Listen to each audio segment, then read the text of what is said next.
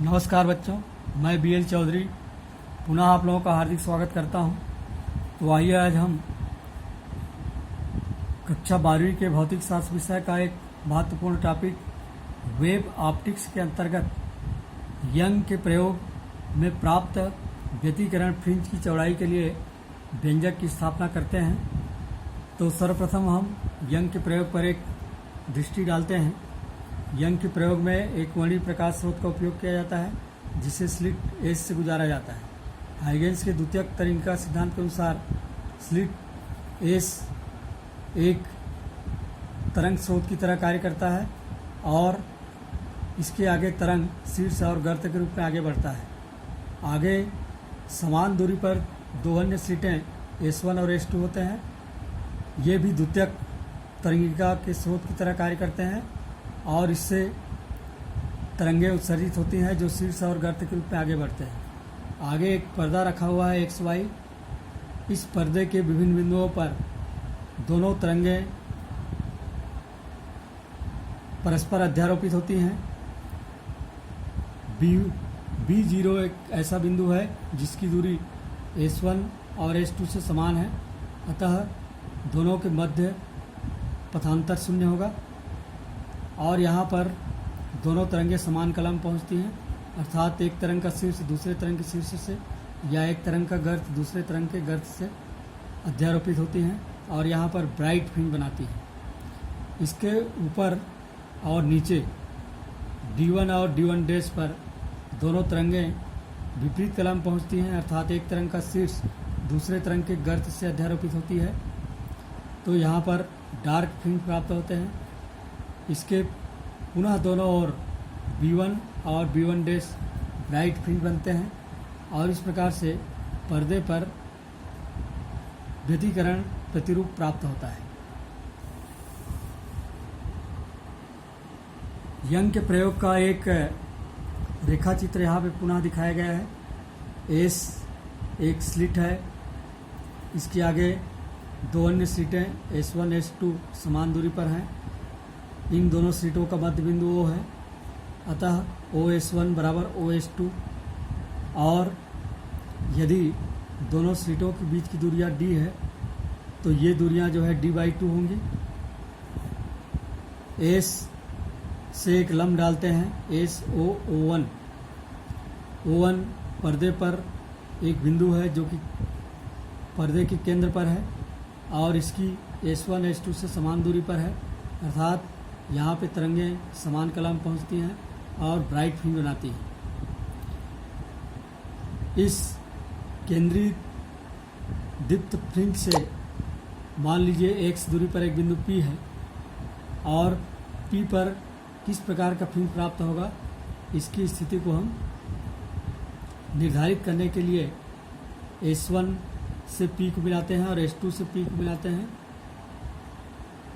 इसके बाद S1 से हमने पर्दे पर लंब S1Q डाला और S2 से पर्दे पर S2R लंब डाला। अब हमारा उद्देश्य S2P माइनस S1P ज्ञात करना है। तो यहाँ पे चूँकि यही पथांतर होगा तो यहाँ पर दो समकोण त्रिभुज हैं PRS2 और PQS1।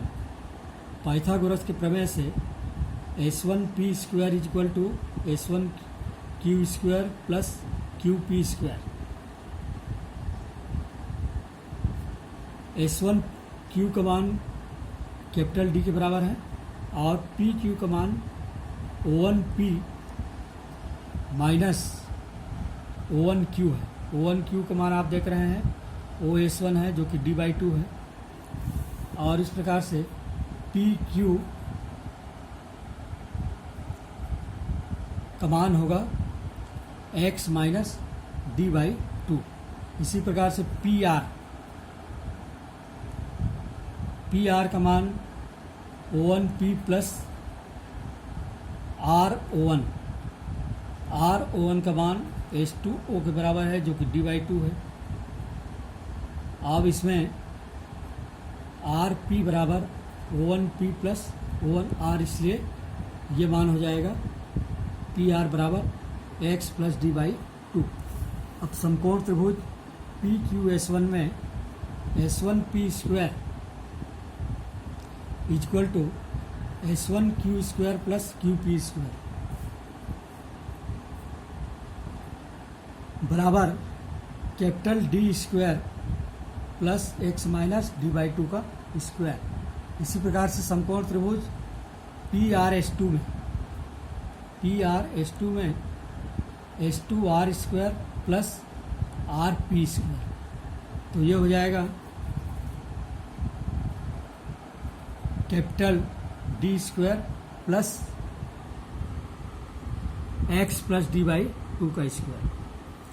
अब इन दोनों को घटा देते हैं, S two P square minus S one P square, तो D square plus X plus D by two का square minus D square plus X minus D by two का स्क्वायर। हल करेंगे तो आपको मिलेगा 2xd। बाएं साइड में ये ए स्क्वायर माइनस बी स्क्वायर के फॉर्म में है, तो ए प्लस बी और ए माइनस बी वाले सूत्र से एस टू पी प्लस एक कोष्टक में, दूसरे कोष्टक में S two P minus S one P बराबर 2xd और S two P minus S one P बराबर 2xd अपान S two P plus S one P. यदि बिंदु P O1 से अधिक दूरी पर नहीं है तो S2P लगभग बराबर होगा S1P के, और ये दोनों लगभग बराबर हैं कैपिटल D के।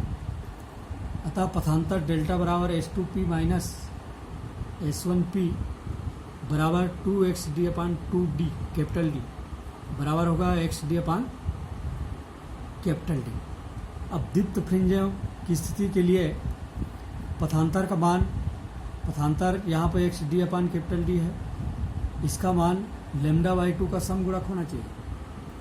तो एक्स डी अपान कैपिटल डी बराबर 2n लेमडा बाई टू, और यहाँ से x बराबर होगा n lambda D upon small D, n बराबर 0 1 2 3 4 इस प्रकार से है।